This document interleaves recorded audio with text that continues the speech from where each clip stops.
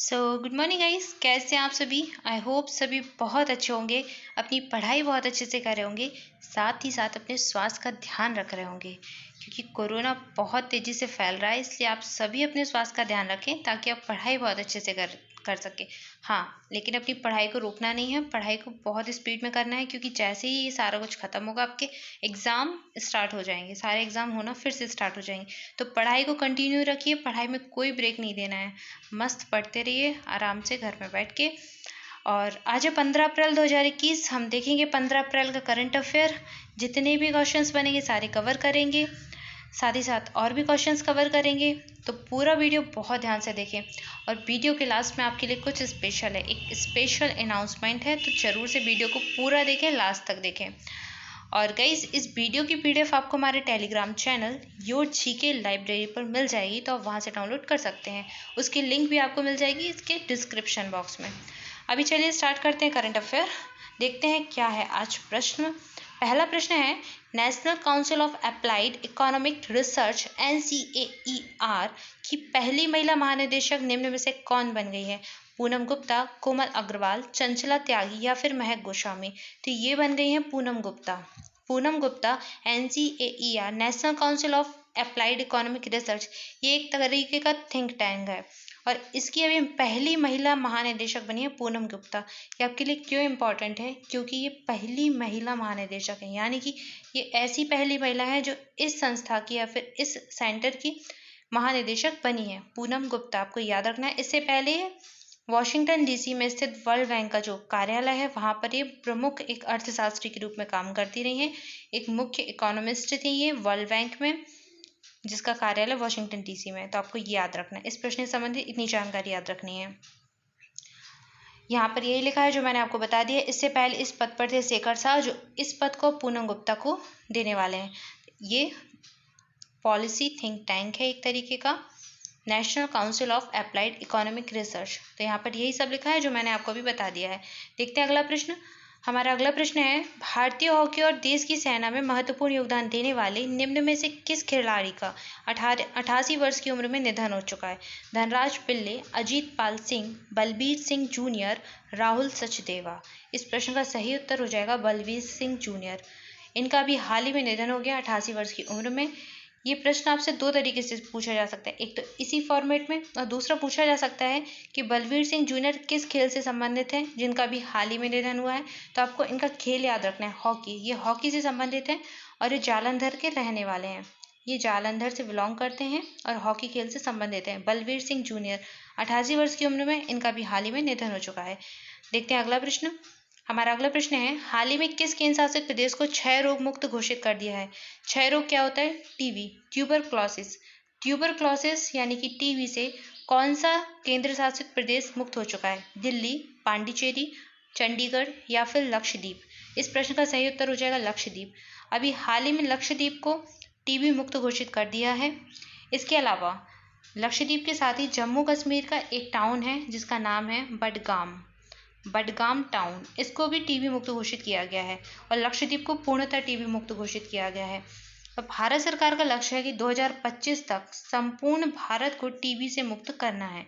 तो ये ईयर आपको याद रखना है, ये मोस्ट इम्पॉर्टेंट ईयर है 2025। बहुत पूछा जाता है एग्जाम्स में और अभी पूछा जाएगा क्योंकि अभी चल रहा है 2021 और 2025 तक भारत का लक्ष्य है। तो आपको ये याद रखना है, 2025 तक संपूर्ण भारत को टीबी मुक्त करने का लक्ष्य है और अभी लक्षद्वीप को टीबी मुक्त घोषित कर दिया है। देखते हैं अगला प्रश्न। अगला प्रश्न है, किस राज्य सरकार ने 14 अप्रैल 2021 को रात 8 बजे से 1 मई तक राज्य में फिल्मों, टीवी धारावाहिकों और विज्ञापनों की शूटिंग पर रोक लगा दी है? दिल्ली, महाराष्ट्र, झारखंड या फिर गोवा। तो इस प्रश्न का सही उत्तर हो जाएगा महाराष्ट्र। महाराष्ट्र सरकार ने अपने यहाँ 14 अप्रैल से 1 मई तक सारे शूटिंग कार्यों पर रोक लगा दी है। टीवी धारावाहिक, फिल्म और विज्ञापन सभी की शूटिंग पर रोक लगा दी है। तो महाराष्ट्र सरकार ने कब से कब तक? 14 अप्रैल से 1 मई तक। तो इस प्रश्न का सही उत्तर था बी, महाराष्ट्र। देखते हैं अगला प्रश्न। हमारा अगला प्रश्न है, हाल ही में किस देश ने जॉनसन एंड जॉनसन के टीके पर अस्थायी रोक की सिफारिश की है? भारत, नेपाल, अमेरिका या फिर बांग्लादेश। तो इस प्रश्न का सही उत्तर है अमेरिका। अमेरिका सरकार ने जॉनसन एंड जॉनसन का जो टीका है उस पर अस्थायी रोक की सिफारिश की है। क्यों की है सिफारिश? क्योंकि इस टीकाकरण के बाद अभी 6 महिलाओं को रक्त का थक्का जमने की शिकायत दर्ज की गई थी। ये टीकाकरण हुआ, यानी कि उनको ये वैक्सीन दी गई जॉनसन एंड जॉनसन की। उसके बाद उन महिलाओं में रक्त का थक्का जमने की शिकायत आई, ऐसी समस्या देखी गई। इसी समस्या के चलते अमेरिका सरकार ने जॉनसन एंड जॉनसन के टीके पर अस्थायी रोक की सिफारिश की है। तो इस प्रश्न का सही उत्तर था अमेरिका। देखते हैं अगला प्रश्न। अगला प्रश्न है, निम्न में से किस संगठन ने सरकारी प्रतिभूति अधिग्रहण कार्यक्रम यानी कि GSAP शुरू किया है? RBI, नाबार्ड, सेबी या फिर SBI? तो इस प्रश्न का सही उत्तर हो जाएगा RBI, reserve bank of India. Reserve bank of India ने सरकारी प्रतिभूति अधिग्रहण कार्यक्रम यानी कि GSAP शुरू किया है। इसमें क्या होगा? इसके तहत केंद्रीय बैंक यानी कि सेंट्रल बैंक जो है RBI, इसके द्वारा 1 ट्रिलियन रुपए, 1 ट्रिलियन रुपए कितना होता है? 1 लाख करोड़, 1 लाख करोड़ रुपए के मूल्य के सरकारी बॉन्ड खरीदे जाएंगे। तो इस स्कीम के तहत सरकारी बॉन्ड खरीदे जाने हैं, GSAP कार्यक्रम। तो यह भी रिजर्व बैंक ऑफ इंडिया के द्वारा शुरू किया गया है, RBI। इस प्रश्न का सही उत्तर था A। देखते हैं अगला प्रश्न। अगला प्रश्न है, भारत की ने किस देश को 100 करोड़ रुपए का गश्ती पोत PS जोरोस्टर उपहार में दिया है? यानी कि भारत ने 100 करोड़ मूल्य का एक गश्ती पोत PS जोरोस्टर किसको गिफ्ट किया है? किस देश को? नेपाल को, चीन को, जापान को या फिर सेशेल्स को? इस प्रश्न का सही उत्तर हो जाएगा सेशेल्स को। भारत ने 100 करोड़ रुपए मूल्य का एक गश्ती पोत PS जोरोस्टर उपहार में दिया है सेशेल को। और ये पहली बार नहीं दिया है, भारत ये चौथी बार दे चुका है। ये 4th नंबर का मेड इन इंडिया गश्ती नाव है जो कि भारत ने उपहार में दी है। इसके पहले भारत 2005 में PS टोपाज और 2014 में PS कॉन्स्टेंट और 2016 में पेट्रोल बोट हर्मीज, ये सभी गश्ती नाव उपहार में दे चुका है सेशेल्स को। और सेशेल्स के राष्ट्रपति कौन है? बेबिल राम कलवान। तो इस प्रश्न से संबंधित इतनी जानकारी आपको याद रखनी है। इस पोत का नाम याद रखना है PS जोरोस्टर। आपसे ये भी पूछा जा सकता है PS जोरोस्टर क्या है? तो ये एक तरीके का गश्ती पोत है जो कि भारत ने अभी सेशेल्स को उपहार में दिया है। देखते हैं अगला प्रश्न। हमारा अगला प्रश्न है, हाल ही में संस्कृत शिक्षण ऐप लिटिल गुरु किस देश में लॉन्च किया गया है? बांग्लादेश, नेपाल, मॉरिशस या फिर अफगानिस्तान? तो इस प्रश्न का सही उत्तर हो जाएगा बांग्लादेश में। लिटिल गुरु ऐप ये एक संस्कृत शिक्षण ऐप है जो कि बांग्लादेश में हाल ही में लॉन्च किया गया है। आइए देखते हैं अगला प्रश्न। हमारा अगला प्रश्न है, भारत ने शैक्षणिक और अनुसंधान सहयोग के लिए किस देश के साथ समझौता किया है? नाइजीरिया, जापान, लिथुआनिया या फिर कंबोडिया? इस प्रश्न का सही उत्तर हो जाएगा जापान।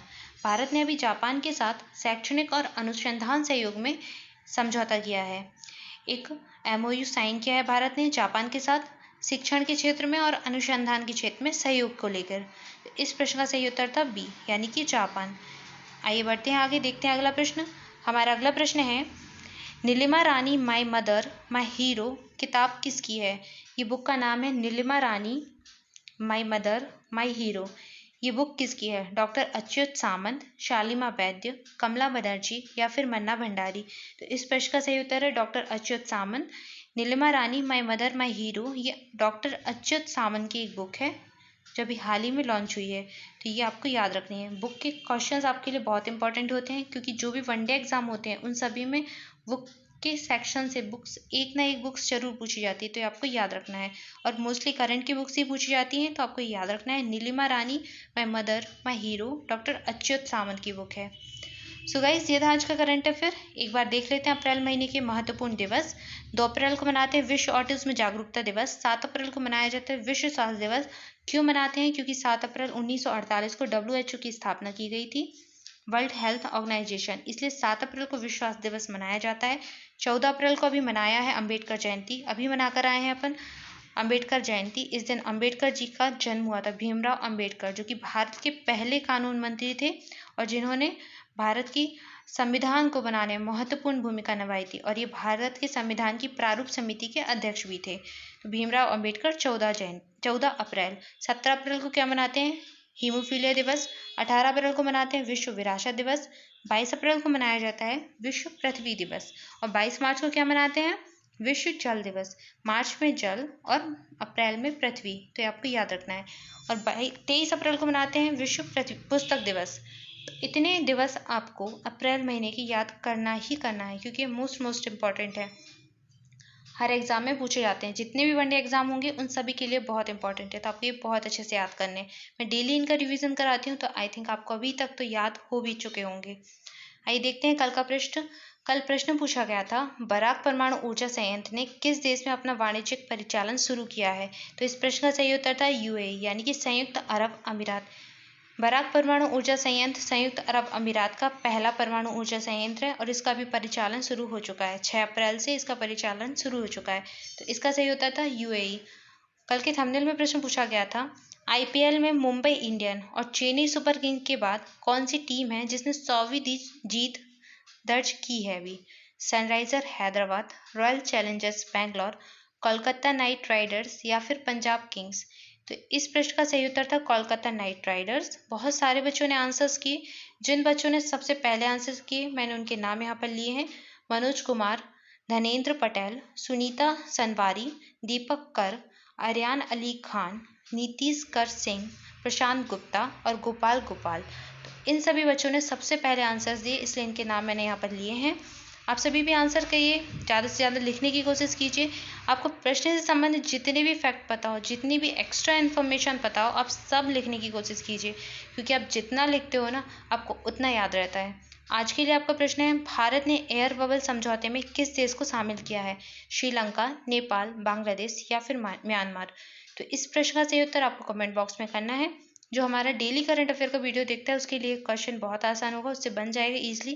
तो आपको यूट्यूब कमेंट बॉक्स में इसका आंसर करना है। जो भी सही आंसर हो आप लिखिए और ज़रूर लिखिए, कोशिश कीजिए लिखने की, क्योंकि आप जो भी लिखेंगे आपको याद रहेगा, आपसे कभी वो क्वेश्चन गलत नहीं होगा। तो लिखने की कोशिश कीजिए। और मैं आपको पहले ही बता चुकी हूँ कि हमारे इस वीडियो की पीडीएफ आपको हमारे Telegram channel your GK library में मिल जाएगी, तो वहाँ से डाउनलोड कर सकते हैं। और टेलीग्राम चैनल की लिंक आपको इस वीडियो के डिस्क्रिप्शन बॉक्स में मिल जाएगी, तो वहाँ से ज्वाइन कर लें। नहीं तो आप सीधे भी जाके ज्वाइन कर सकते हैं। सिंपली आपको टेलीग्राम पर सर्च बॉक्स में लिखना है योर जीके लाइब्रेरी, तो आपको हमारा टेलीग्राम चैनल मिल जाएगा, तो वहाँ से भी ज्वाइन कर सकते हैं। तो ज्वाइन कर लें। और अब बात करते हैं अनाउंसमेंट की कि आपके लिए अनाउंसमेंट क्या थी। तो गाइज़, हमारे चैनल पर ग्रुप डी वालों के लिए जिनका भी एग्ज़ाम है, ग्रुप डी का आरआरबी एनटीपीसी, ग्रुप डी का जो आरआरबी एनटीपीसी की तो हो चुके हैं, आरआरबी ग्रुप डी का जिनका भी एग्ज़ाम है उनके लिए एक अलग से प्लेलिस्ट बनाई गई है और उसमें सिर्फ ग्रुप डी को फोकस करके वीडियोस डाले जाएंगे। उनके जितने भी प्रीवियस ईयर के क्वेश्चंस होंगे और एक्सपेक्टेड क्वेश्चंस होंगे उनकी वीडियोस बनाकर उसमें डाले जाएंगे। तो बहुत मोस्ट इम्पॉर्टेंट जीके के क्वेश्चंस डलने वाले हैं, तो आप वो लिस्ट जरूर फॉलो करें। जो भी ग्रुप डी की तैयारी कर रहे हैं, जिन बच्चों का भी पेपर है, तो अभी से तैयारी में लग जाओ, क्योंकि पेपर शुरू होने ही वाले हैं। तो आप सभी को जीएस के पोर्शन में बिल्कुल बेफिक्र होकर आप उस लिस्ट को फॉलो कर सकते हैं और आपका जीएस का पोर्शन कहीं नहीं जाएगा। आपसे सारे क्वेश्चंस बन जाएंगे, सारे क्वेश्चंस कवर किए जाएंगे, जितने भी प्रीवियस होंगे और जितने भी एक्सपेक्टेड होंगे। मिक्स क्वेश्चंस रहेंगे और टॉपिक वाइज भी रहेंगे, तो ज़रूर से फॉलो करें। ग्रुप डी की प्लेलिस्ट अभी बनी हुई है, कुछ वीडियोस डाले हैं, तो अभी वो देखिए और आपको डेली वीडियो मिलेगा उसके लिए।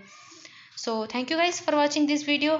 मस्त रहें, मुस्कुराते रहें, मिलते हैं नेक्स्ट वीडियो में। तब तक के लिए पढ़ते रहिए आराम से। Thank you so much.